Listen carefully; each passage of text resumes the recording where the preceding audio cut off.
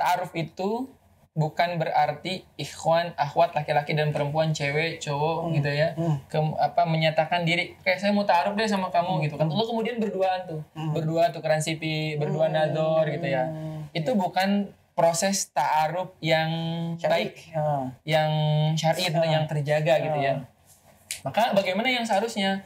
Ada perantara di antara keduanya. Nah itu yang baik. Kenapa? Tujuannya untuk menjaga agar tidak ada komunikasi yang kemudian menimbulkan syahwat yang sekiranya itu bisa merusak proses ta'aruf itu sendiri. Menjaga agar tidak adanya rasa berharap yang berlebihan dan sakit hati. Itu kalau kita ada perantara sebenarnya kan tujuannya untuk menjaga. Pertama tidak berharap dengan berlebihan. Yang kedua juga agar ketika nggak jadi pun nggak sakit hati. Iya benar-benar. Tidak membenci orang yang akhirnya membatalkan. Kenapa? Karena kita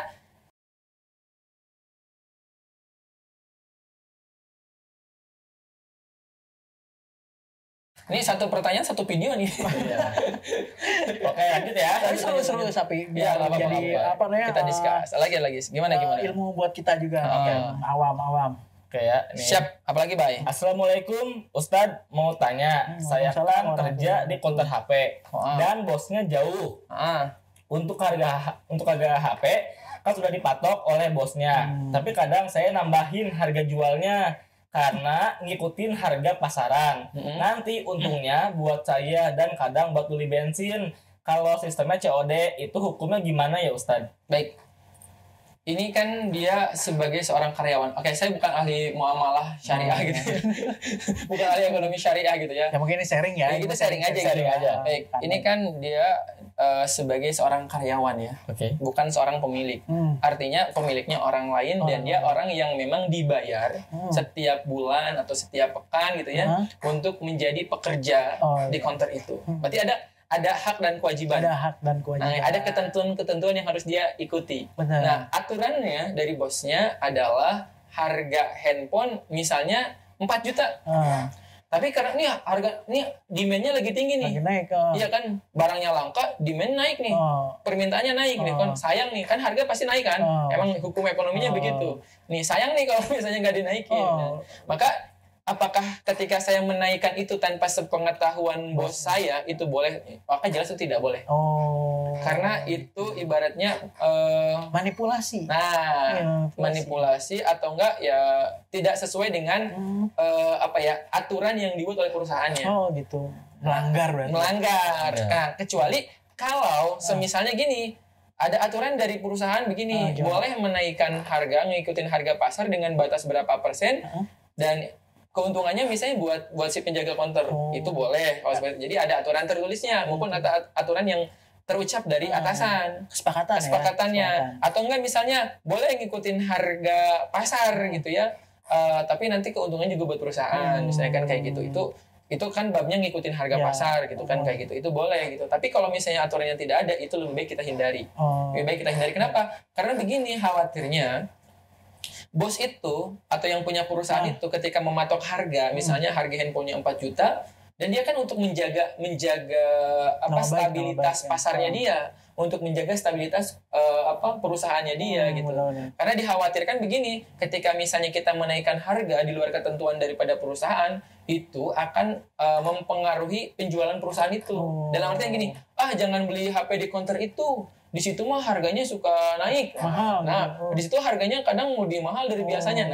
Jadi kan dari sisi rating gitu kan, penilaian akhirnya jadi jelek. Sementara kan mungkin bos itu kan punya tujuan untuk tetap menjaga stabilitas penjualannya. Penjualannya misalnya kayak gitu. Itu sih kalau kita ngelihat dari sisi teori ekonominya gitu ya. Dan juga kita hubungkan tadi dengan apakah itu boleh. Tentu dalam pandangan Islam itu sesuatu yang tidak boleh karena itu di luar kemampuan di luar kewenangan kita. Iya benar. Karena kan kita dibayarnya di situ untuk ini bekerja sesuai dengan ini. Kalaupun kita mau naikkan silahkan konfirmasi dulu. Nah, silahkan konfirmasi kepada atasan, boleh nggak kalau kita naikkan misalnya berapa persen daripada harga karena memang pasarnya sekarang lagi naik. Nah, itu boleh. Baik lagi itu. Diskusi ya. Iya, ada kesepakatan dengan atasannya. Kalau misalnya dengan Kang, bagaimana ketika saya naikin karena ini untuk COD misalnya. Nah, itu gimana tuh? Nah, kalau untuk COD, pertama gini, apakah ada aturan dari perusahaan kalau misalnya COD, penjualan COD itu dia ada transportnya atau tidak. Iya benar, transport kan kalau misalnya ada ya berarti kan bisa digunakan. Kalau misalnya nggak ada gimana Kang solusinya? Ya pertama solusinya ya udah nggak usah COD gitu. Itu yang pertama. Atau yang kedua begini, harganya tetap normal. Iya kan? Harganya tetap normal. Misalnya gini, harga HP-nya 4 juta, tapi dia sistemnya mau COD.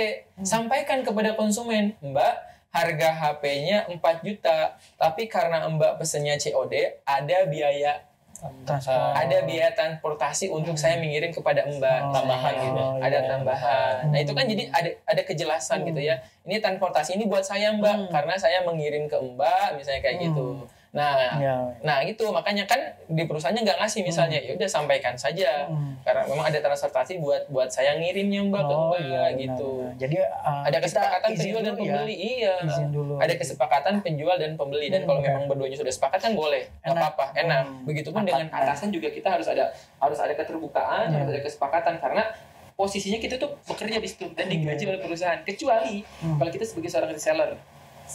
Oh, gimana tuh? Kalau reseller kan kita dapat harga dari toko berapa, kita jual bebas berapa. Nah, gitu.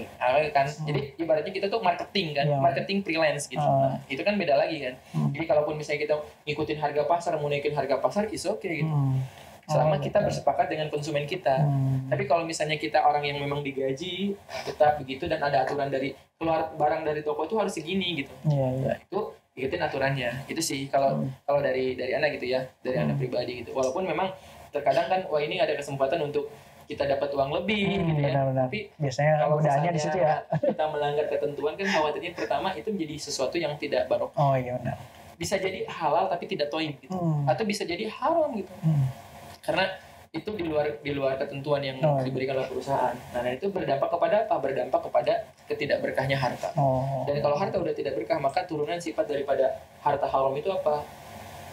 Mengeraskan hati, membuat gelisah ketika menggunakannya, menjauhkan kita daripada rasa syukur kepada Allah Subhanahu wa taala. Gak enak lah pokoknya ya. Dan yang kalau misalnya kita punya anak itu menjadi sifat dan karakter anak setelahnya. Makanya kalau misalnya ada anak susah diatur, terkadang ya anak yang dia nakal dan lain sebagainya pun ternyata bisa jadi harta yang digunakan, harta yang didapatkan untuk membesarkan anak itu bukan dari harta bukan dari yang toib tapi bisa jadi haram. Karena harta haram itu ketika dimakan itu akan membentuk karakter anak. Nah, kayak gitu. Makanya dibersihkan. Kan Nabi itu kan strike banget. Para sahabat strike banget perihal masalah halal haram terutama berkaitan dengan harta. Karena itu akan berdampak kepada keluarga. Gitu. Allah alam bisawab. Itu mungkin sih. Aude, tadi ada apa? Ada nih. Izin minum ya? Iya izin. Minum dulu tuh di. Oh iya, silakan. Gak enak ya? Enak banget nih. Aduh. Tadi kembaliannya mana? Aduh, ini sabun itu agak ini. Iya. Oh ini agak ini ya, sweetness. Coba ada curhatan apa yang sekiranya Nah, ini ada Om dari teman nih Om. Gimana katanya gimana? Jadi teman itu minta pendapat juga. Karena saya kan nggak punya ilmunya nih. Salah dong ngomong ke saya. Iya. Nah, ada pertanyaan nih, Kang mau tanya. Apa yang harus dilakukan ketika ada yang mau ta'aruf sama kita? Cakep. Terus? Setelah dia bilang mau silaturahmi ke rumah, tiba-tiba orangnya ngilang tanpa kabar setelah 2 kali membatalkan janji. Ghosting ya? Di ghosting. Ghosting ke hantu. Ghosting. Sampai dikonfirmasi sendiri ternyata katanya dia bilang kecelakaan. Masya Allah. Dia kecelakaan. Nah, belum tahu nih, ini baru sampai dia konfirmasi balik. Tapi dikonfirmasinya secara baik dan tegas, jika memang tidak siap dan mau mundur silahkan. Kata si akhwatnya mungkin ini. Oke. Namun jawabnya, maaf nanti saya jelaskan. Jadi pengen ketemu mungkin. Oh iya, baik. Jawabnya, maaf nanti saya jelaskan. Entah itu alasan saja atau memang dia sedang terkena musibah walau alam. Betul. Jadi intinya kalau dia tiba-tiba nanti datang menghubunginya lagi nih, apa yang harus dilakukan, yang tindakan yang harus diambil sama si akhwat ini. Ta'aruf kan judulnya? Iya, ta'aruf. Nah, pertama gini, saya harus menjelaskan sekali lagi tentang ta'aruf, teman-teman. Ta'aruf itu bukan berarti ikhwan, akhwat laki-laki dan perempuan, cewek, cowok gitu ya, menyatakan diri kayak saya mau taruh deh sama kamu gitu kan. Lalu kemudian berduaan tuh. Berdua tukeran CV, berdua nador gitu ya. Itu bukan proses ta'aruf yang baik, yang syar'i itu yang terjaga gitu ya. Maka bagaimana yang seharusnya? Ada perantara. Itu yang seharusnya ada perantara di antara keduanya. Nah itu yang baik. Kenapa? Tujuannya untuk menjaga agar tidak ada komunikasi yang kemudian menimbulkan syahwat yang sekiranya itu bisa merusak proses ta'aruf itu sendiri. Jadi kita menjaga keberkahan daripada proses itu agar Allah mudahkan semuanya. Kemudian biar menjaga agar tidak adanya rasa berharap yang berlebihan dan sakit hati itu. Jadi kalau misalnya udah baper duluan karena misalnya aku mau serius nih sama kamu, baper nih ahwatnya, nunggu, udah ngarep dong. Udah ngarep tiba-tiba ngilang, akhirnya ada rasa gimana sih dia bingung ya. Akhirnya kan udah desire kan, udah mulai ada rasa kan, ada harapan kan berarti di situ. Nah kalau kita ada perantara sebenarnya kan tujuannya untuk menjaga, pertama tidak berharap dengan berlebihan, yang kedua juga agar ketika nggak jadi pun nggak sakit hati. Iya benar. Tidak membenci orang yang akhirnya membatalkan. Kenapa? Karena kita sepenuhnya yakin bahwa ini proses hanya bagian daripada cara gitu kan untuk bertemu dengan pasangan. Entah itu baik atau tidak baik kan di proses itu kita bisa menilai gitu. Nah itu tujuannya. Dan ketika ada perantara itu kan kita juga bisa saling diedukasi satu sama lain, diarahkan gitu. Termasuk tenggat waktu dan lain sebagainya jelas gitu. Bukan kayak ta'aruf 1 tahun, ta'aruf 2 tahun gitu kan. Panjang banget itu kan 2 tahun buat ta'arufan itu kan akhirnya ternyata nggak jadi nikah juga misalnya kan kayak gitu. Setahun kan ta'aruf gitu kan. Nah pertanyaannya sekarang dia udah nggak ada kabar nih gitu kan. Informasi terakhir ketika dia kecelakaan gitu kan. 2 kali nggak ada kabar kecelakaan terakhir. Kalau misalnya dia menghubungi lagi nanti bagaimana? Ya dengarkan saja. Dengarkan dulu ya. Dengarkan dulu karena pertama kita harus menjaga prasangka baik apapun itu gitu ya. Kita menjaga prasangka baik dulu kepada orangnya gitu kan. Maka kalau misalnya dia mau melanjutkan, saran saya tadi harus ada perantaranya. Nah, bilang ke ikhwannya ini gimana? Ya gitu, bilang ke ikhwannya kalau memang kamu serius proses ta'aruf ini saya ingin ada perantara. Karena saya ingin ada yang mendampingi proses ini dan ada yang menjaga proses ini agar misalnya ada kepastian, dalam artian kepastian bukan jadi nggak jadi tapi kepastian prosesnya. Iya betul. Nah, karena jangan sampai nanti nunggak prosesnya gitu kan. Baik lagi ada gantung lagi. Gitu, benar-benar. Ada motor. Ada gantung lagi nanti pas udah berjalan nih, udah berlanjut gitu kan, gantung misalkan kayak gitu. Nanti kan benar-benar. kita menghindari hal-hal kayak gitu. Makanya harus ada perantara. Next, kalau misalnya ikhwannya ada menghubungi itu dengarkan aja dulu. Nanti kalau misalnya dia mau melanjutkan, maka sarannya adalah silakan ditunjuk perantara. Nah, Kang, tapi kan nggak tahu nih dia menghubunginya kapan dan sampai kapan. Apakah dalam waktu itu juga saya harus menunggu? Nah itu Teteh, kalau saran saya jangan menunggu. Kalaupun misalnya Teteh udah nggak sabar dapat kepastiannya, langsung tanyakan. Ini ta'aruf mau lanjut atau enggak? Kalau misalnya mau lanjut, ayo saya mau dengarkan antum kenapa batal ke rumah atau batal masih. Kalau misalnya enggak lanjut, udah kita cukupkan sampai di sini. Jadi dikasih ketegasan, gas gitu ya. Iya, enggak lanjut atau enggak gitu. Dan ada komunikasi ya. Iya, dan setelah itu selesai. Jadi kan jelas gitu. Nah, karena dikhawatirnya gini, ketika ada ikhwan lain juga yang ternyata ingin bertaaruf sama si akhwat ini, sementara misalnya si ikhwan ini juga nggak ngasih kepastian gitu kan yang menimbulkan kebimbangan di hati akhwat gitu. Walaupun akhwat berhak menerima ta'aruf ada hifsi lain boleh gitu karena belum masuk khitbah. Iya benar. Nah begitu. Jadi kalau di masa ini saran saya coba dikonfirmasi minimal ini ta'arufnya mau jadi atau enggak. Iya benar. Kalau misalnya mau jadi, ayo kita lanjutkan, ada perantaranya. Saya mau mendengarkan, misalnya kemarin ada kecelakaan ya, dia saya dengarkan.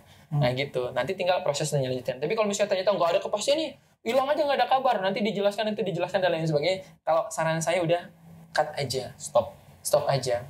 Itu sih, itu mungkin yang sarannya Om ya. Biar juga dianya nggak ngegantung juga. Hatinya juga nggak tersiksa gitu ya, karena menanti ada kepastian gitu ya. Kan kasihan juga ya, mungkin kalau misalnya di cut bisa jadi ada laki-laki atau ikhwan sholih lain yang insya Allah mudah-mudahan akan serius gitu. Gitu dengan prosesnya. Allah alam bisa gitu kira-kira. Mudah-mudahan ya nanti Iwannya ada kepastian. Iwan tolong Jangan memberi harapan. Udah 2 kali soalnya udah 2 kali. 2 kali ini loh. Ini kasus terulang 2 kali. Iya memang penyakit Iwan tuh kayak gitu. Astagfirullah. So ganteng. Ya Allah. Ampunilah ya Allah. So ganteng keren nih. Ada lagi nih Om. Aduh. Oke. Boleh silakan.